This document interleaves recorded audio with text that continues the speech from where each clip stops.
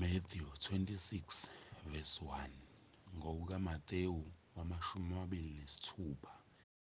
Kwathi uJesu eseqedile onke lawo mazwi, wathi kubafundi bakhe, "Niyazi ukuthi emva kwezinsuku ezimbili kuyakuphikisa iNdodana yoMuntu izakukhashelwa ukuba ibethelwe esiphambanweni khona labathuna abaphristi abakhulu namalunga esizwe egcekeni lomphristi, ukuba babambe uJesu ngobuqili bambulale. Kepha bathi, makungabe ngumkhosi, funa kube khona isiyaluyalu esizweni."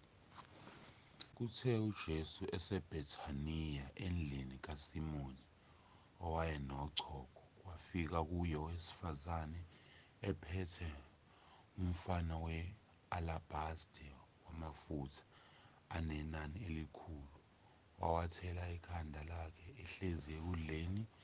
Kepha abafundi bakhe babona lokho, bathukuthela bathi, "Kwenzelwani lokho kuchitha na?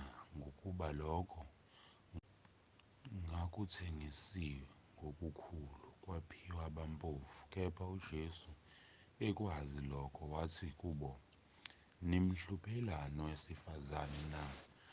Ngokuba usebenzile umsebenzi omuhle kimi. Ngokuba abampofu ninabo njalo, kepha mina aninami njalo. Ngokuba lapho ethela lawo mafutha emzimbeni wami, ukwenzela ukungilungisela kumbelo. Ngiqinisile ngithi kini, nomaphi lapho liyakushunyayelwa khona leli vangeli ezweni lonke, kuyakukhulunywa nangalokho okwenzileyo, kube yisikhumbuzo ngaye."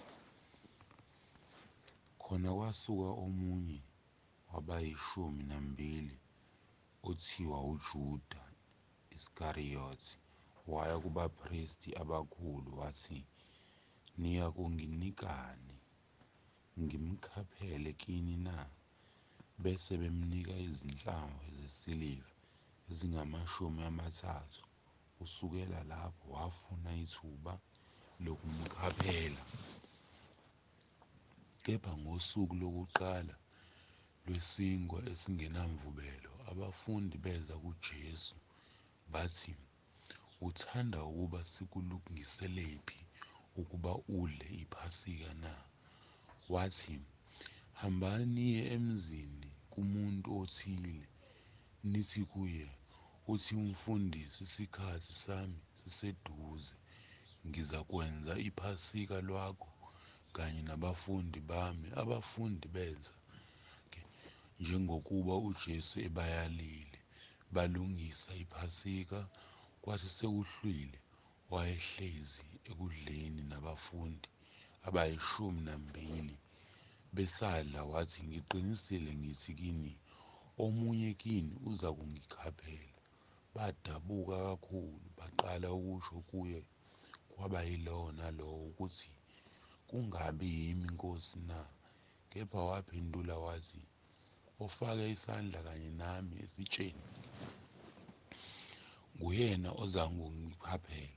INdodana yoMuntu iyamuka kambe njengokulotshiwe ngayo. Kepha maye kulowo muntu iNdodana yoMuntu ekhashelwe ngaye. Kukuhle kulowo muntu ukuba kuzalwanga."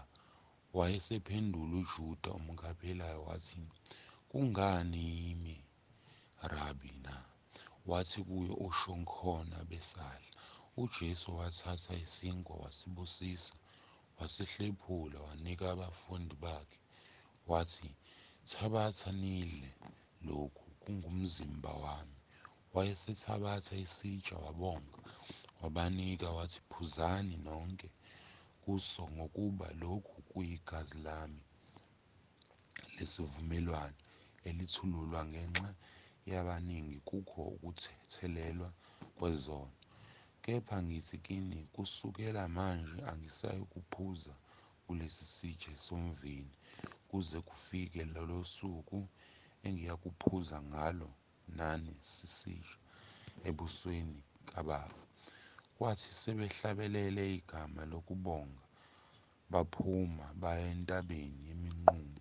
Khona uJesu wathi kubo, nina nonke niza kukhubeka ngami ngalobu busuku, ngokuba kulotshiwe ukuthi, ngiyakushaya umalusi izimvu zomhlaba zihlakazeke. Kodwa emva kokuvuswa kwami ngiyakunandulela ukuya eGalile.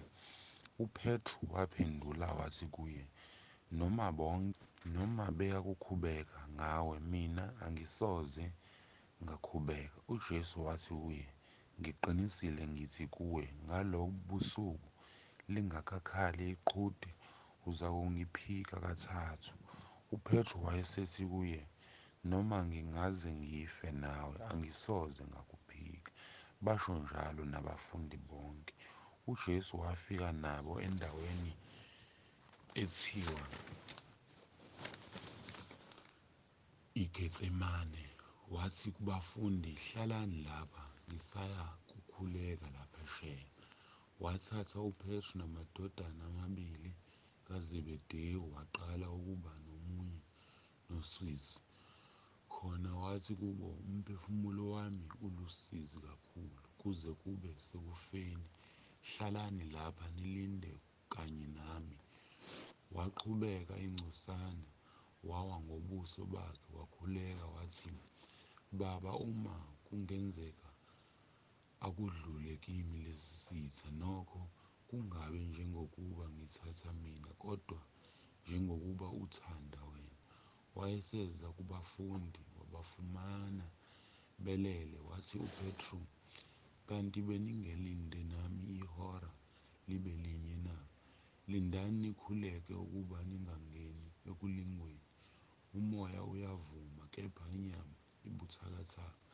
Wabuya waya kowesibili wakhuleka wathi, Baba, uma lesi sitsha singedlule kimi, ngingasiphuzanga, mayenziwe intando yakho. Esabuya futhi wabafumana belele ngokuba amehlo abo ayenzima. Wabuye wabisha waya wakhuleka ngokwesithathu, esho futhi lona lelo zwi. Khona wafika kubafundi wathi kubo, nisalele namanje niphumula, bhekani ihora selisondele, indodana yomuntu sewukhashelwa ezandleni zezoni. Sukumani sihambe, bhekani, ongikhaphelayo usesondele. Esakhuluma, bheka, kwafika uJuda, omunye wabayishumi-nambili, enesixuku esikhulu, sinezinkemba nezinduku, sivela kubaphristi abakhulu namalunga esizwe. Kepha omkhaphelayo wayebanike isiboniso sokuthi, lowo engiyakumanga nguye, mbambeni. Yena wafika kwamasinyane kuJesu wathi, Rabi, wamanga. UJesu wayesethi kuye, mngane, ubabeleni na? Khona basondela, babeka izandla kuJesu, bambamba. Bheka, omunye kwabamba noJesu, welula isandla, wahosha inkemba yakhe, wayigenca inceku yomphristi omkhulu, wayinquma indlebe. UJesu wayesethi kuye, buyisela inkemba yakho endaweni yayo, ngokuba bonke abaphatha inkemba bayokubhubha ngenkemba. Ungabe uthi ngingecele kuBaba angithumele manje amalegiyoni ezingilosi adlula 12 na? Pho-ke ingagcwaliseka kanjani imibhalo yokuthi kumele ukuba kube njalo na? Ngaleso sikhathi uJesu ezixukwini, niphumile kungathi nize kumphangi niphethe izinkemba nezinduku ukungibamba na? Bengihlezi ethempelini imihla ngemihla ngifundisa, anangibamba. Kepha konke lokho kwenzekile ukuba kugcwaliseke imibhalo yabaprofethi. Khona bonke abafundi bamshiya babaleka ababembambile. UJesu bamusa kuKayafasi, umphristi omkhulu. lapho kwakubuthene khona ababhali namalunga. Petru wamlandela ekude kwaze kwaba segcekeni lompristi omkhulu. Wangena phakathi wahlala phansi nezikhonzi ukuba abone isigcino. Abapristi abakhulu nomphakathi wonke bafuna ubufakazi bamanga ngoJesu ukuze bambulale, kepha abafumananga nakuba. Kwafika ufakazi abaningi bamanga, kodwa kamuva kwavela ababili bathi, "Lo wathi nginamandla okudiliza ithempeli likaNkulunkulu ngibuye ngilakhe ngezinsuku ezintathu." Kwase kusukuma umpristi omkhulu wathi kuye, "Awuphenduli lutho na? Kuyini abafakazi ngawe laba na?" Kepha uJesu wathula. Wayesethi kuye umpristi omkhulu, "Ngikufungisa uNkulunkulu ophilayo ukuba unitshele uma ungumpristi, ndodana kaNkulunkulu." UJesu wayesethi kuye, "Usho khona nokho, ngithi kini, kusukela manje niyakubona iNdodana yoMuntu ihlezi ngakwesokunene samandla, iza emafweni ezulu." Khona umpristi omkhulu waklebhula izingubo zakhe wathi, "Usehlambalazile, sisaswelani ufakazi na? Bheka kalokho nikuzwile ukuhlambalaza kwakhe, nithini na?" Kepha baphendula bathi, "Ufanele ukufa," bese bemkhafulela ngamanzi ebusweni bamdushuza. Kepha abanye bamnukula bathi, "Siprofethele, Kristu, ngubani okushayileyo na?" Kepha uPetru wayehlezi ngaphandle egcekeni. Kweza kuye intombazane yathi, "Nawe ubunoJesu waseGalile." Kodwa waphika phambi kwabo bonke wathi, "Angikwazi lokhu okushoyo." Kwathi esephumile esangweni, enye intombazane yambona yathi, "Kwababelapho lona ubenoJesu waseNazaretha." Waphika futhi ngokufunga wathi, "Angimazi lowo muntu." Emva kwesikhashana ababemi khona basondela bathi kuPetru, "Nempela nawe ungomunye wabo, ngokuba nokukhulu kwakho kuyakudabulula."